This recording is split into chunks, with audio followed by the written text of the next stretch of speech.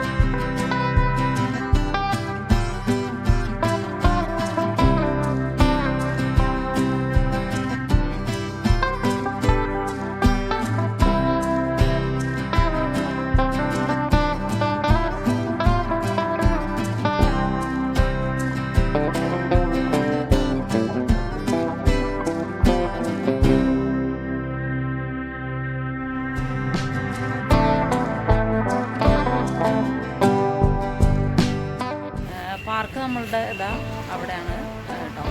ആ ഒരു അതാണ് നമ്മുടെ ബിയാം കായൽ പാർക്ക്. അപ്പോൾ അവിടെയാണുള്ളത്. ഇപ്പോൾ ഇതാണ് നമ്മുടെ ബിയാം റെഗുലേറ്റർ കം ബ്രിഡ്ജ്. ഇതാണ് കേട്ടോ. അതാണ് കാണുന്നത്. ഇതിന് അതിൻ്റെ സൈഡിൽ കൂടെ ഉള്ളൊരു ചെറിയൊരു ബ്രിഡ്ജാണ് കേട്ടോ. നമ്മളിങ്ങനെ ഇവിടെ നല്ലൊരു വൈബാണ് കേട്ടോ. നമുക്ക് കായലിൻ്റെ മുകളിൽ കൂടി ഇങ്ങനെ ജസ്റ്റ് നടക്കാം. സന്ധ്യാസമയങ്ങളിലൊക്കെ നല്ല രസമാവും. ഇതാണ് നമ്മുടെ കായൽ. ഇപ്പം നമ്മുടെ പാർക്കിൽ നിന്ന് തന്നെ അവിടുന്ന് കയറാനുള്ളൊരു സൗകര്യം ഉണ്ട് ഈ ഒരു പാലത്തിലേക്ക് കേട്ടോ. അവിടെ കയറിയിട്ടുണ്ടെങ്കിൽ അത് ഇവിടെ ഈ നമ്മുടെ മെയിൻ റോഡിലേക്ക് എക്സിറ്റ് ആവാനുള്ള ഒരു വഴിയാണിത് കേട്ടോ. ഇത് എടപ്പാളിൽ നിന്ന് വെറും 5 കിലോമീറ്റർ മാത്രമേ ഉള്ളൂ ഇങ്ങോട്ട് എത്താനായിട്ട് കേട്ടോ. ഒരു 10 മിനിറ്റ്, 5 കിലോമീറ്റർ ആണുള്ളത്, 10 മിനിറ്റ് ടൈം എടുക്കുന്നത് കേട്ടോ. അടുത്താണ്, നല്ല സ്ഥലം കേട്ടോ.